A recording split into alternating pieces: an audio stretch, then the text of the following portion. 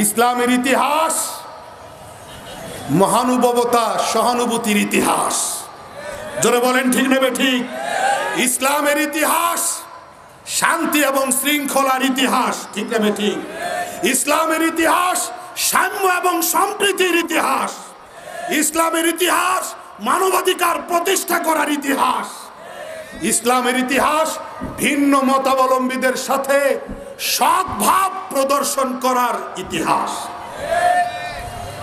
সুতরাং ইসলামের ইতিহাসটা এমন সুদৃঢ় ভিত্তির উপর প্রতিষ্ঠিত, পৃথিবীর অন্য কোন ধর্মের ইতিহাস এই রকম মজবুত ভিত্তির উপরে প্রতিষ্ঠিত নয়। ইসলামী ইতিহাসের সৌধ এইরকম শক্ত যে চাইলেই এটাকে ভেঙে ফেলা যাবে না, চাইলেই এটাকে আঘাত করা যাবে না। শুধু শুধু স্পেনের কথা বলি, স্পেনে 8 শতাব্দী পর্যন্ত, 800 বছর পর্যন্ত কোটি কোটি মুসলমান স্পেনে বসবাস করেছে, ঠিক না ঠিক? ওই সময়ের মুসলমানেরা কি ভিন্ন মতাবলম্বীদেরকে আঘাত করার কোনো রেকর্ড কেউ দেখাইতে পারবে? ভিন্ন ধর্মকে বিলুপ্ত করার জন্য তখন কি কোনো কর্মসূচি ছিল? ভিন্ন ধর্মকে, অন্য ধর্মকে বিলুপ্ত করার কোনো কর্মসূচি ইসলামের অতীতেও ছিল না, এখনো নাই। যদি থাকতো তাহলে এই পৃথিবীতে বিধর্মীদের কোনো নাম নিশানা থাকতো না, থাকতো না। আমি বুকে হাত রেখে বলি, স্পেনের ইতিহাসের কথা বলি, তদানীন্তন ভারতের ইতিহাসের কথা বলি। ভারতের দিল্লি শহরেও 8 শতাব্দী পর্যন্ত, 800 বছর পর্যন্ত মুসলমানদের সিংহাসনকে সেই তদানীন্তন ভারতের দিল্লি শহর বুকে ধারণ করে রেখেছিল। কই যখন ইসলামের শক্তি ছিল, জয় জয়কার অবস্থান ছিল, উত্থান ছিল, তখনও তো ইসলাম ভিন্ন মতাবলম্বীদেরকে কোণঠাসা করার জন্য কোনো পদক্ষেপ নেয় নাই, কখনোই ছিল না। ইসলাম ভিন্ন মতাবলম্বীদেরকে কোণঠাসা করার কোনো কর্মসূচি অতীতেও রাখে নাই, এখনো রাখে না। সুতরাং আমাদেরকে সম্প্রীতির সবক যেন কেউ দিতে না আসে, আমরা সম্প্রীতি চর্চা করি। প্রথমেই মহামহিম প্রতিপালক মহান পরওয়ারদিগারে আলম আল্লাহ জাল্লা জালালুহু ওয়া আম্মা নওয়ালুহুর শাহী দরবারে লাখো কোটি শুকরিয়া আদায় করি, যিনি আমাদেরকে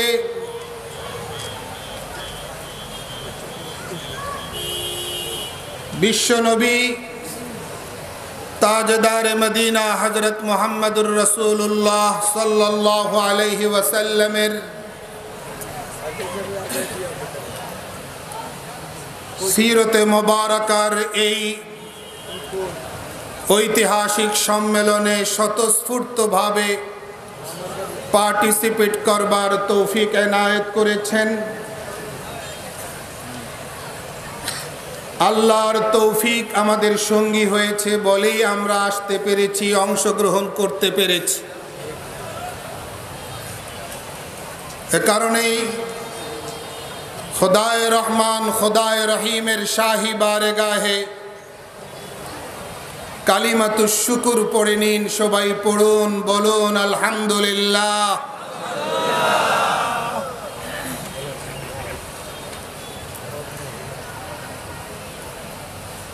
আমরা ভাগ্যবান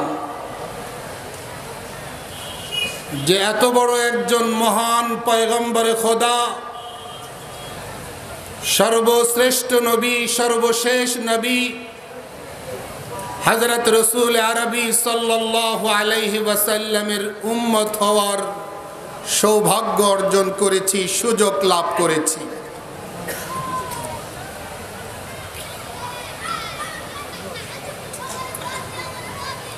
দুনিয়াবি যত পরিচয় আছে,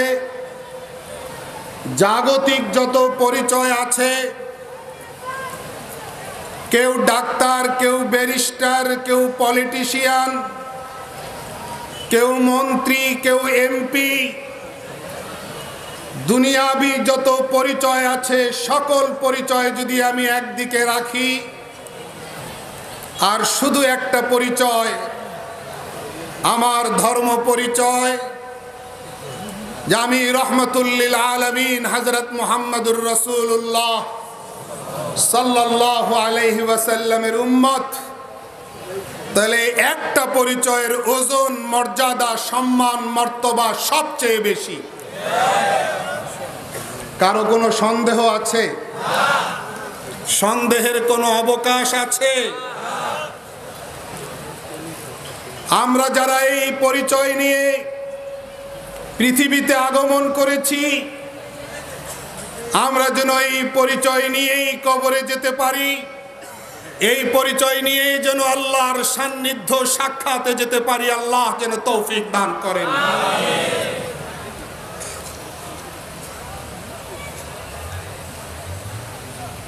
হযরত রাসূল আকরাম সাল্লাল্লাহু আলাইহি ওয়াসাল্লাম যখন মাতৃগর্ভে ছিলেন, মায়ের পেটে ছিলেন,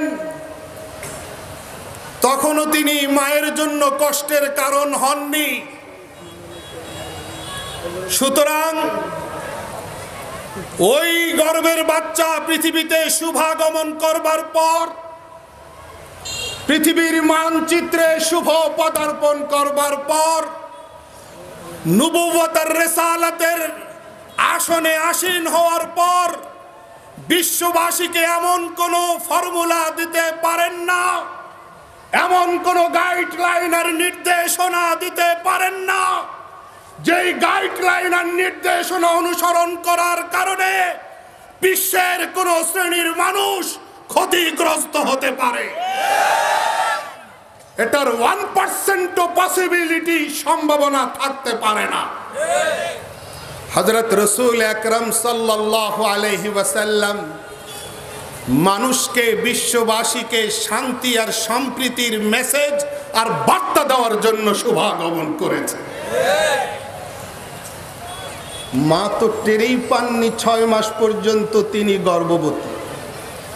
আল্লাহু আকবার। আসতে বললেন। যারা বিবাহিত, যারা এক্সপিরিয়েন্স হোল্ডার, যারা অভিজ্ঞতা সম্পন্ন, তারা তো আমার সঙ্গে একমত হবেন। কোন নারী যখন কনসেপ্ট করে তো নানা রকম পার্শ্ব প্রতিক্রিয়া দেখা দেয়, উপসর্গ দেখা দেয়। এই অভিজ্ঞতা কি আপনার আমার নেই? মাথা ঘুরে, রুচি থাকে না, শরীর দুর্বল লাগে, ঘুম ঠিক মতো হয় না। এই সাইড এফেক্ট বা উপসর্গগুলো কি থাকে না? আমেনা টেরেই পাননি যে তিনি গর্ভবতী। 6টা মাস চলে গেছে।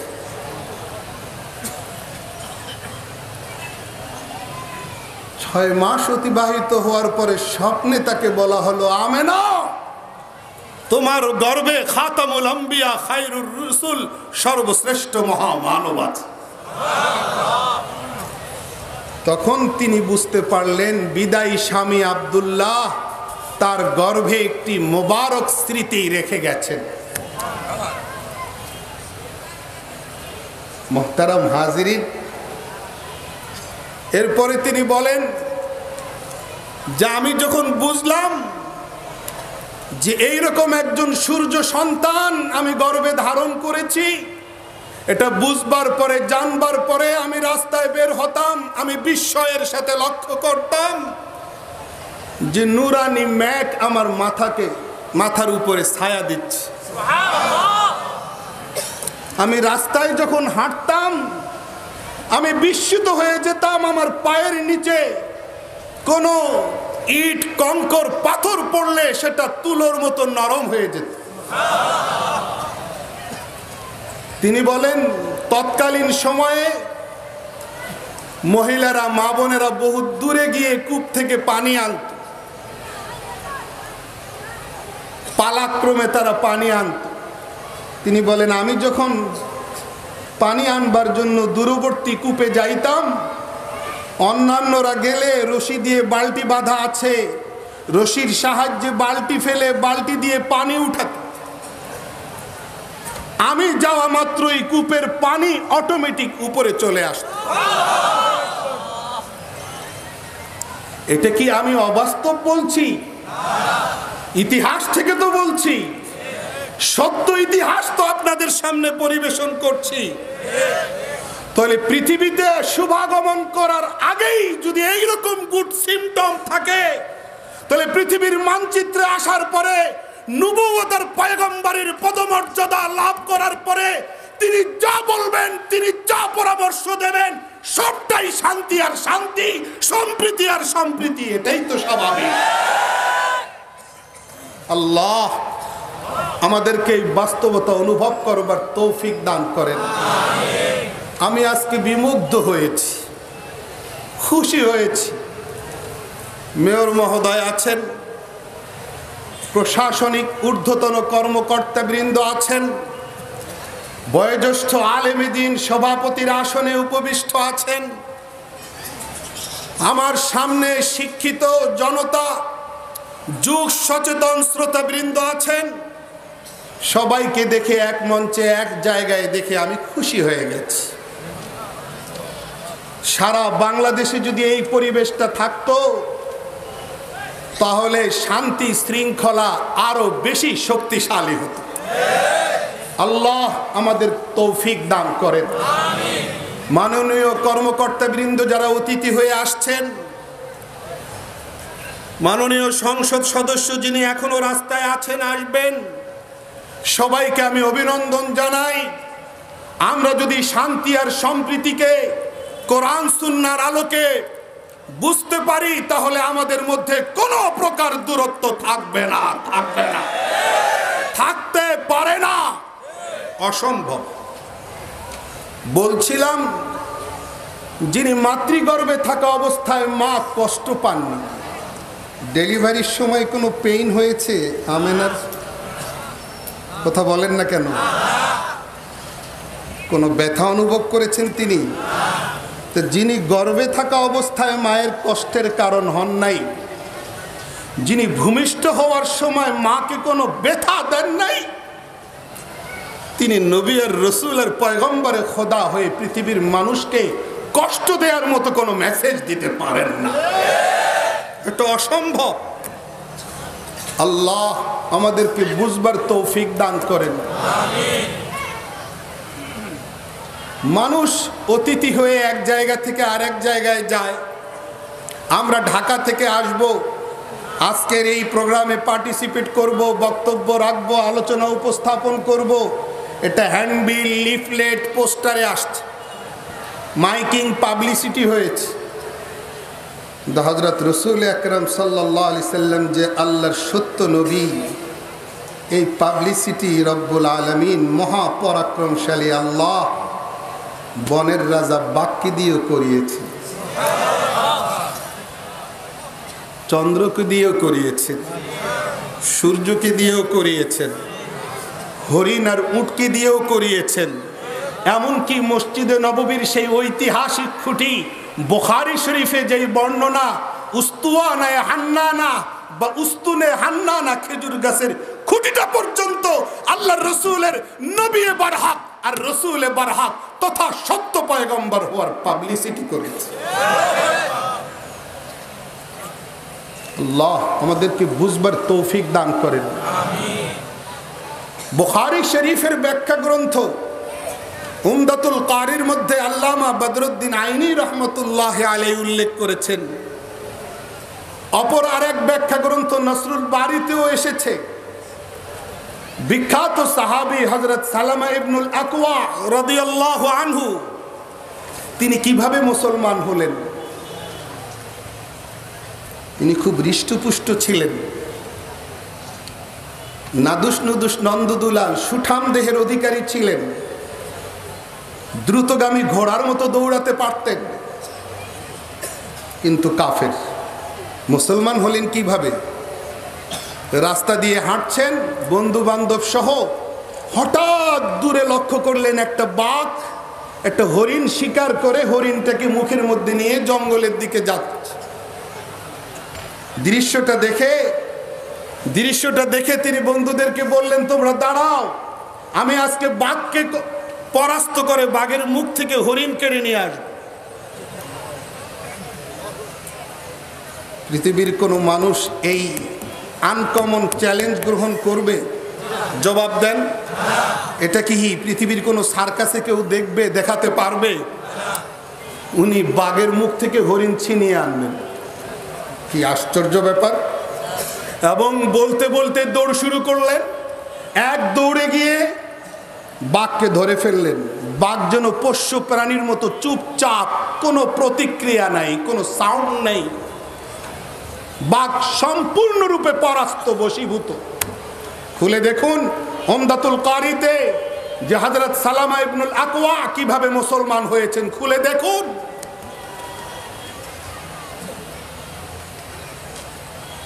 এক হাত দিয়ে বাঘের গর্দান ধরে আছেন, আর এক হাত দিয়ে বাঘের মুখ থেকে হরিণ ছিনিয়ে নিলেন।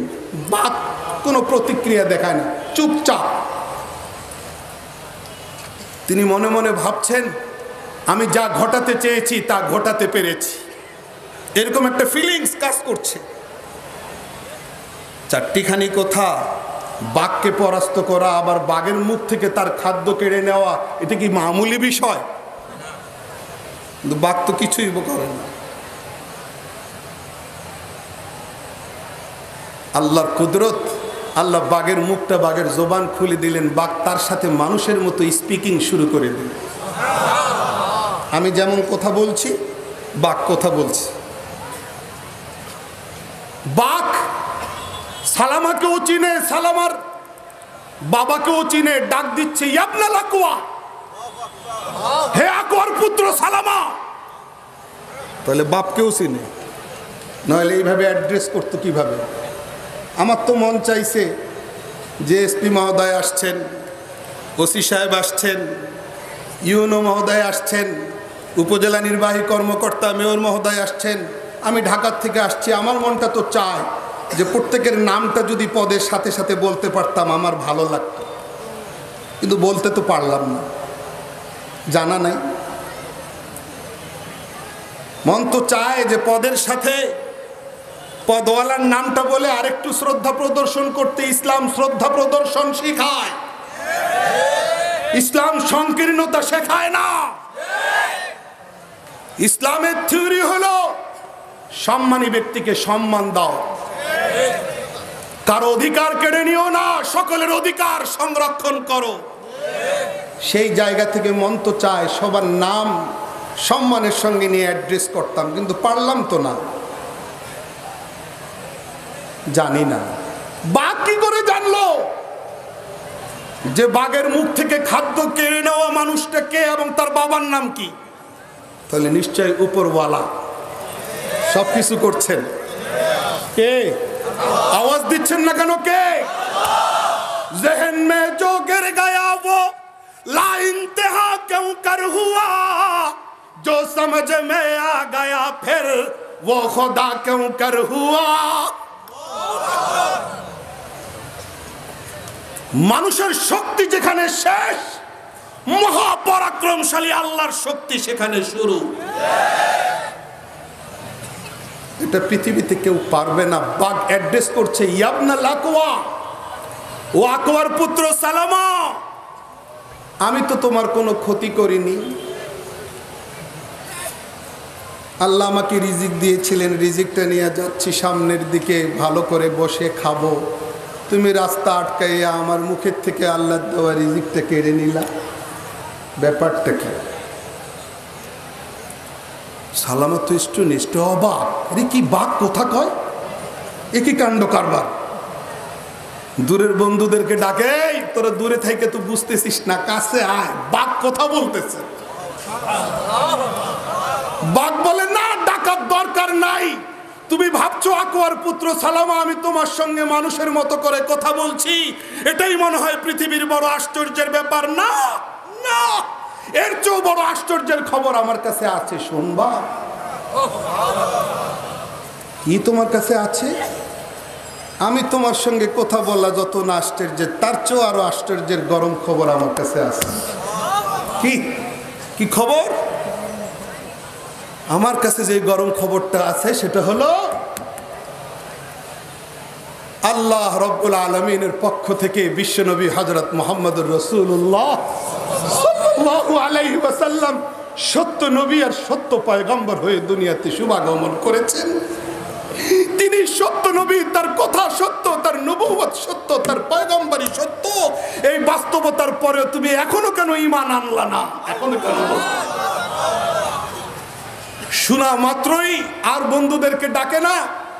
তিনি হরিণ ছেড়ে দিলেন, বাঘের গর্দান ছেড়ে দিলেন, দৌড় শুরু করলেন। এবার কিন্তু লক্ষ্যবস্তু আল্লাহর রাসূল সাল্লাল্লাহু আলাইহি ওয়াসাল্লাম। এক দৌড়ে গিয়ে এসে বলতেছেন, ইয়া রাসূলুল্লাহ, আপনি যে সত্য নবী, এটা বনের বাঘ পর্যন্ত স্বীকার করছে, সাক্ষ্য দিচ্ছে। সুতরাং অনেক বিলম্ব করে ফেলেছি, আর না, আমি মুসলমান হতে আসছি। আমার সম্মানিত শ্রোতা ভাইরা, যারা দাঁড়িয়ে বক্তব্য শুনছেন, যাদের কর্ণকুহরে আমার আওয়াজ প্রবেশ করছে, ডানে বামে যারা দাঁড়ানো আছেন, বসা আছেন, আমি সকলকে বিনয়ের সঙ্গে জিজ্ঞেস করতে চাই, এই যে সালামা ইবনুল আকওয়া মুসলমান হলেন, কি তরবারির শক্তিতে, লাঠির শক্তিতে, প্রেসার ক্রিয়েট করা হয়েছে তার উপরে? এটা কুদরতি ব্যবস্থাপনায় হয়েছে, কুদরতি ইন্তজামে হয়েছে। আল্লাহ আল্লাহ আমাদেরকে বুঝার তৌফিক দান করেন। আল্লাহ আমাদেরকে এত বড় পয়গম্বরে খোদার উম্মত বানিয়েছেন। এতে কি ছোট্ট একটা নেয়ামত ভাই? অনেক বড় নেয়ামত না? আল্লাহ আমাদেরকে বুঝার তৌফিক দান করেন। সত্যিকার ইশকে রসুল আমাদেরকে দান করেন। আশিকে রসুল ওয়ালে লেখার জিনিস না, আশিকে রসুল পোস্টারে হ্যান্ডবিলে লেখার জিনিস না, ইশকে রসুল কলিজায় আকার জিনিস, কলিজায় আকার জিনিস। আল্লাহ আমাদেরকে সত্যিকার ইশকে রসুল এবং নবী আকরাম সাল্লাল্লাহু আলাইহি সাল্লামের মহাব্বত আর ভালোবাসা দান করেন। এটা কোনো মৌসুমি ফল না, এটা 12 মাসের ফল। ঠিক না বেঠিক? ইশকে রসুল এক মৌসুমের ফল না, এটা 12 মাস এই ফল খাবো। আল্লাহ আমাদেরকে তৌফিক দান করেন। ওয়া জায়েজাতুন দাওয়াল মুহাব্বতি ফিল হাওয়া, ওয়া জায়েজাতুন দাওয়াল মুহাব্বতি ফিল হাওয়া, ওয়ালাকিন লা ইয়াখফা কালামুল মুনাফিকি, ওয়ালাকিন লা ইয়াখফা কালামুল মুনাফিকি। প্রেম আর ভালোবাসার ময়দানে সবাই দাবি করে আমি 100% পিওর প্রেমিক। কবি বলে তোমার দাবি চলবে না, ভালোবাসার পরীক্ষার মাধ্যমে এটা প্রতিষ্ঠিত করতে হবে, প্রমাণিত করতে হবে যে তোমার দাবি সত্য না মিথ্যা। আল্লাহ আমাদেরকে কবুল করেন, খাঁটি ইমানদার হওয়ার তৌফিক দান করেন।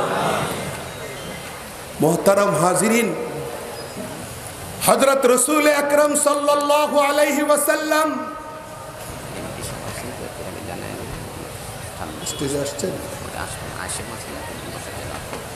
আচ্ছা আচ্ছা আচ্ছা কর্তৃপক্ষ আমাকে ইনফর্ম করলেন, মাননীয় সংসদ সদস্য সম্ভবত চলে আসছেন, আরাম করছেন, সময় হলে তিনি মঞ্চে আসবেন, আপনারা অপেক্ষা করুন। আল্লাহ তাআলা সবাইকে বসেন, সবাইকে কবুল করেন। যেই বক্তব্য দিচ্ছিলাম, আপনারা কি বিরক্ত হচ্ছেন?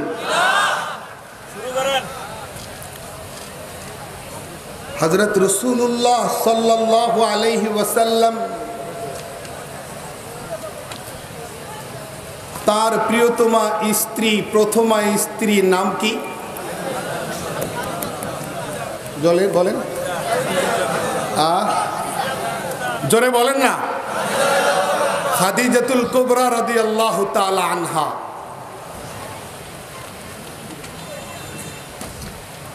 তার প্রথম স্বামীর নাম আতিক ইবনে আইজ মাখজুমি। ওই স্বামী মৃত্যুবরণ করার পরে দ্বিতীয় স্বামী আবু এহাল, তিনি মারা যাওয়ার পরে আরো প্রস্তাব আসতেছে, তিনি অ্যাকসেপ্ট করেন নাই। ওই জমানায় কোনো গান বাজনার আসরে পর্যন্ত তিনি কখনো যেতেন না, যার জন্য তাকে তাহেরা বলা হইত।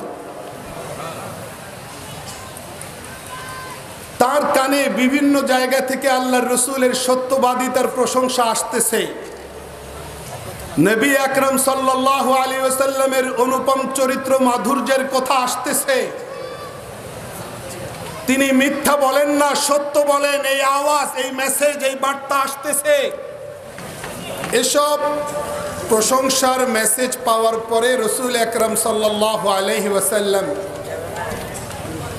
মানবতার মুক্তির দিশারি হযরত মুহাম্মদুর রাসূলুল্লাহ সাল্লাল্লাহু আলাইহি সাল্লামকে ব্যবসায়িক কাজে আমন্ত্রণ জানাইলেন। এটাই তো ইতিহাস, ঠিক আছে না? হযরত রাসূল আকরাম সাল্লাল্লাহু আলাইহি ওয়াসাল্লাম সেই ডাকে সাড়া দিলেন, সফর করলেন। আগের যে কোনো সময়ের চেয়ে বেশি মুনাফা এনে দিলেন, ঠিক আছে? এক পর্যায়ে আরো কিছু অলৌকিক ঘটনা ঘটেছিল সেই সফরে। এই ঘটনাগুলো তিনি শুনলেন। বিশ্বনবী হযরত রাসূল আকরাম সাল্লাল্লাহু আলাইহি ওয়াসাল্লামের সাথে বৈবাহিক বন্ধনে আবদ্ধ হওয়ার প্রস্তাব পাঠালেন, আগ্রহ ব্যক্ত করলেন।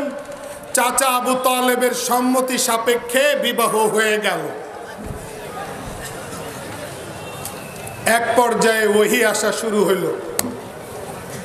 সংসার জীবন, দাম্পত্য জীবন অনেক দিন চলে যাওয়ার পর, এরা গুহা আপ ডাউন করার পর এক পর্যায়ে ওহী আসলো।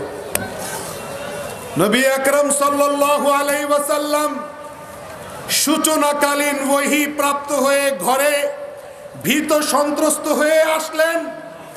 হযরত খাদিজা রাদিয়াল্লাহু আনহাকে বললেন, আমাকে কম্বল দিয়ে ঢেকে দাও, আমি ভয় পেয়ে গেছি। হযরত খাদিজা রাদিয়াল্লাহু তাআলা আনহা কি জবাব দিয়েছিলেন সেদিন? কাল্লা ওয়াল্লাহি মা ইউখজিকাল্লাহু আবাদা। আল্লাহ কখনো আপনাকে লাঞ্ছিত করতে পারে না, অপমানিত করতে পারেন না, অপদস্থ করতে পারেন না। কারণ ইন্নাকা লাতাসিলুর রাহিমা, আপনি আত্মীয়তার হক আদায় করেন, আত্মীয়তার সম্পর্ক অটুট রাখেন। ওয়া তাহমিলুল কাল্লা, দুর্বলদের বোঝা ভার বহন করেন। আপনি অসহায়দের সাহায্যে এগিয়ে আসেন, আপনি মেহমান আত্মীয়দের আপ্যায়ন করেন, আপনি দুর্দশাগ্রস্ত, বিপদগ্রস্ত, দুঃখী মানুষদের পাশে দাঁড়ান। এই গুণাগুণ যার, তাকে আল্লাহ লাঞ্ছিত করতে পারেন না। তাহলে এই কথাগুলো আল্লাহর রসুলের স্ত্রী হওয়ার আগে যেমন তিনি শুনেছেন, স্ত্রী হওয়ার পরে শতভাগ তিনি স্বচক্ষে ওই রকম দেখেছেন, যার কারণে তো এই কথাগুলো তিনি বলছেন। তাহলে এমনটা কি হয়েছে? আমার কথার জবাব দেন। যে বিয়ের আগে একরকম শুনেছেন, বিয়ের পরে ঘরে আইসা আল্লাহ রসুলকে আরেক রকম দেখছেন, এমনটা কি হয়েছে? তাহলে তিনি যে বিয়ের আগ্রহ প্রকাশ করলেন, প্রস্তাব পাঠাইলেন, এটা কি তার উপরে শক্তি প্রয়োগ করার কারণে? আল্লাহ রসুল সাল্লাল্লাহু আলাইহি সাল্লামের চরিত্র মাধুর্য দেখে ইতিহাস বলে, শেখ আব্দুল হক মুহাদ্দিসে দেহলভী রহমতুল্লাহ আলাইহি বলেছেন, সর্বপ্রথম ঈমান আনছেন হযরত খাদিজা রাদিয়াল্লাহু আনহা। তাহলে আমি যদি সর্বপ্রথম ইসলাম কবুলকারিনী, ঈমান গ্রহণকারিনী এই মহিয়সী নারীর প্রসঙ্গ টেনে আপনাদেরকে বুঝাইতে চাই যে সর্বপ্রথম যিনি মুসলমান হলেন, তিনি কি শক্তির জোরে মুসলমান হয়েছেন, লাঠির জোরে মুসলমান হয়েছেন, তরবারির জোরে মুসলমান হয়েছেন, না নবীর আখলাক দেখে মুসলমান হয়েছে? তাহলে প্রচারটা শুরু আখলাক দিয়া। কি দিয়ে? ব্যবহার দিয়ে। ইসলাম খারাপ ব্যবহার শিখায় না, ইসলাম মানুষের হক মারা শেখায় না, ইসলাম মিথ্যা কথা বলা শেখায় না, ইসলাম চুরি বাটপারি শেখায় না। ইসলাম মানুষের অধিকার প্রতিষ্ঠা করবার জন্য দুনিয়াতে আসছে। জোরে বলেন ঠিক না বেঠিক? কোরআন সূরা নামে আল্লাহ বলছেন, যারা আমি আল্লাহর ইবাদত করে না, আমি আল্লাহকে ছেড়ে অন্য কিছুর ইবাদত উপাসনা করে, আরাধনা করে, তোমরা তাদেরকে গালি দিও না। তোমরা যদি তাদেরকে গালি দাও তাহলে রেজাল্ট হবে তারা অজ্ঞ, তাদের দ্বীনের জ্ঞান নাই, তারা শত্রুতাবশত, অজ্ঞতাবশত তারাও গালি দিয়ে বসবে। তাহলে কোরআন কি গালি দেওয়া শিখায়? ভিন্ন মতাবলম্বীদেরকে গালি দেওয়া শিখায়? আল্লাহ তাআলা কোরআনের সূরা ইউনূসে বলেছেন, আফাআনতা তুকরিহুন নাস হাত্তা ইয়াকুনু মুমিনিন। নবীজি আমার, আপনি কি মানুষদেরকে ইমানদার হওয়ার জন্য বল প্রয়োগ করবেন? সূরা ইউনূস রুকু নম্বর 10। আমি মনে করি এই যে আয়াত, আফান্তা তুকরিহুন নাস হাত্তা ইয়াকুনু মুমিনিন, আল্লাহ বলছেন নবীজিকে খেতাব করে, অ্যাড্রেস করে, নবী আমার, আপনি কি মানুষদেরকে ইমানদার হওয়ার জন্য শক্তি প্রয়োগ করবেন? না না, লা ইকরাহা ফিদ্দীন, দ্বীনের মধ্যে, ধর্মের মধ্যে জবরদস্তির কোনো স্থান নাই। শক্তি প্রয়োগ, বল প্রয়োগ করার কোনো জায়গা রাখা হয় নাই। এই যে কোরআনের সার্বজনীন ঘোষণা, এই যে ইসলামের সার্বজনীন ঘোষণা, আমি মনে করি ইসলাম সেই সূচনা থেকে আজ পর্যন্ত অক্ষরে অক্ষরে প্রতিটি ক্ষেত্রে এই ঘোষণার উপরে আমল করে আসছে। ইসলামের ইতিহাস মহানুভবতা, সহানুভূতির ইতিহাস। জোরে বলেন ঠিক নেবে ঠিক। ইসলামের ইতিহাস শান্তি এবং শৃঙ্খলার ইতিহাস, ঠিক নেবে ঠিক। ইসলামের ইতিহাস সাম্য এবং সম্প্রীতির ইতিহাস। ইসলামের ইতিহাস মানবাধিকার প্রতিষ্ঠা করার ইতিহাস। ইসলামের ইতিহাস ভিন্ন মতাবলম্বীদের সাথে সদ্ভাব প্রদর্শন করার ইতিহাস। সুতরাং ইসলামের ইতিহাসটা এমন সুদৃঢ় ভিত্তির উপর প্রতিষ্ঠিত, পৃথিবীর অন্য কোন ধর্মের ইতিহাস এই রকম মজবুত ভিত্তির উপরে প্রতিষ্ঠিত নয়। ইসলামী ইতিহাসের সৌধ এইরকম শক্ত যে চাইলেই এটাকে ভেঙে ফেলা যাবে না, চাইলেই এটাকে আঘাত করা যাবে না। শুধু শুধু স্পেনের কথা বলি, স্পেনে 8 শতাব্দী পর্যন্ত, 800 বছর পর্যন্ত কোটি কোটি মুসলমান স্পেনে বসবাস করেছে, ঠিক না বেঠিক? ওই সময়ের মুসলমানেরা কি ভিন্ন মতাবলম্বীদেরকে আঘাত করার কোনো রেকর্ড কেউ দেখাইতে পারবে? ভিন্ন ধর্মকে বিলুপ্ত করার জন্য তখন কি কোনো কর্মসূচি ছিল? ভিন্ন ধর্মকে, অন্য ধর্মকে বিলুপ্ত করার কোনো কর্মসূচি ইসলামের অতীতেও ছিল না, এখনো নাই। যদি থাকতো তাহলে এই পৃথিবীতে বিধর্মীদের কোনো নাম নিশানা থাকতো না, থাকতো না। আমি বুকে হাত রেখে বলি, স্পেনের ইতিহাসের কথা বলি, তদানীন্তন ভারতের ইতিহাসের কথা বলি। ভারতের দিল্লি শহরেও 8 শতাব্দী পর্যন্ত, 800 বছর পর্যন্ত মুসলমানদের সিংহাসনকে সেই তদানীন্তন ভারতের দিল্লি শহর বুকে ধারণ করে রেখেছিল। কই যখন ইসলামের শক্তি ছিল, জয় জয়কার অবস্থান ছিল, উত্থান ছিল, তখনও তো ইসলাম ভিন্ন মতাবলম্বীদেরকে কোণঠাসা করার জন্য কোনো পদক্ষেপ নেয় নাই, কখনোই ছিল না। ইসলাম ভিন্ন মতাবলম্বীদেরকে কোণঠাসা করার কোনো কর্মসূচি অতীতেও রাখে নাই, এখনো রাখে না। সুতরাং আমাদেরকে সম্প্রীতির সবক যেন কেউ দিতে না আসে, আমরা সম্প্রীতি চর্চা করি। নবী আলাইহিস সালাম হাদিস শরীফে বলেছেন, তাবাসসুমুকা ফি ওয়াজহি আখিকা সাদাকা, তুমি মুস্কি হেসে তোমার ভাইয়ের সঙ্গে, কোনো ভাইয়ের সঙ্গে কথা বললে তোমার আমলনামায় সৎকার সমান সওয়াব দিয়ে দাও। কি এর চেয়ে সুন্দর সম্প্রীতি কি হতে পারে? তুমি পানি নিয়েছো পান করার জন্য, তোমার পানিটা যদি আরেকজনকে দিয়ে দাও তাহলে তোমার আমলনামায় সৎকার সমান সওয়াব। তুমি আরেকজনকে যদি রাস্তাটা ভালো করে দেখাইয়া দাও, তোমার আমলনামায় সৎকার সমান সওয়াব। তুমি যদি একজন মানুষকে রাস্তা পার করায় দাও, তুমি যদি রাস্তা থেকে কষ্টদায়ক বস্তু সরিয়ে দাও, তোমার আমলনামায় সৎকার সমান সওয়াব। কি ভাই, নবী আলাইহিস সালামের জন্য রাস্তায় কাটা বিছাইতো সেই নারী, নবী আলাইহিস সালাম অসুস্থ হওয়ার পরে তাকে ঘরে দেখতে আসছেন কি আসেন নাই? এই ইতিহাস শুনছেন কি শুনেন নাই? এটা সত্য ইতিহাস না মিথ্যা ইতিহাস? জোরে আওয়াজ চাই, বাস্তব ইতিহাস না অবাস্তব ইতিহাস? সোনালী অক্ষরে জলজল করছে ইতিহাস। মহিলা কাটা বিছাইতো আল্লাহর নবীর চলাচল করবার পথে যেন কষ্ট হয়। নবী আলাইহিস সালাম খবর পাইলেন তিনি অসুস্থ, দেখতে আসছেন, দরজা নক করতেছেন। সন্তান, ওই মহিলার সন্তান, কন্যা সন্তান ফুটো দিয়ে দেখে, হ্যাঁ ওই মানুষটা যেই মানুষকে কষ্ট দেওয়ার জন্য রাস্তায় কাটা বিছাইতাম, তাহলে মনে হয় আমাদেরকে কিছু করতে, প্রতিশোধ নিতে আসছে। ভয়ে থরথর করে কাঁপতে কাঁপতে মাকে বলে, আম্মা ওই মানুষটা আসছে, সঙ্গে আরো মানুষ, আজকে তো আমাদেরকে শেষ করে ফেলবে। নবী আলাইহিস সালাম আওয়াজ দিচ্ছেন, না না, আঘাত করতে আসি নাই, খবর নিতে আসছি। দরজা খুলে হলো, তিনি খবরগিরি করলেন, অসুস্থদেরকে দেখতে আসলেন। মহানুভবতা, প্রতিটি অধ্যায়, প্রতিটি পর্বে শুধু মহানুভবতার সহানুভূতির ইতিহাস।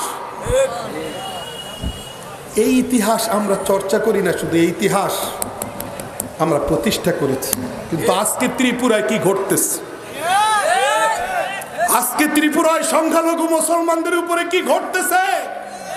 বাড়িঘর জ্বলছে, মসজিদে আগুন দেওয়া হচ্ছে। ইসলাম ধর্মের কোথাও এইরকম কলঙ্কজনক ইতিহাসের কালিমা কেউ লেপন করতে পারে নাই, পারবেও না, ইনশাআল্লাহ পারবেও না। কথা ঠিক না বেঠিক? ভাইরা আমার, ইসলাম এক ভিন্ন স্বকীয়তা নিয়ে দুনিয়াতে আসছে। ওই ইসলাম, ওই ইসলামের সৌন্দর্য, এই যে আমি বললাম মহানুভবতা, সহানুভূতি, সাম্য, সম্প্রীতি, শান্তি, শৃঙ্খলা, এগুলা ইসলামের এমন মূলনীতি, যেই মূলনীতির সৌন্দর্য দেখেই মানুষ দলে দলে মুসলমান হয়েছে। আর আজকের দুনিয়াতে ত্রিপুরা সহ পৃথিবীর অন্যান্য জায়গায় মুসলমানদেরকে আঘাত করা হইতেছে। এই আঘাত করে ইসলামের অগ্রযাত্রাকে থামানো যাবে না। এই রকম আঘাত করে মুসলমানদের সংখ্যা কমানো যাবে না। এটা যদি কেউ চিন্তা করে, পৃথিবীর সবচেয়ে বড় গাধা তারা। আল্লাহ আমাদেরকে বুঝবার তৌফিক দান করেন। আল্লাহ আজকের এই সিরাতুন নবী সাল্লাল্লাহু আলাইহি ওয়াসাল্লাম সম্মেলন কবুল করেন। আমিন। ওয়া আখিরু দাওয়ানা আনিল হামদুলিল্লাহ।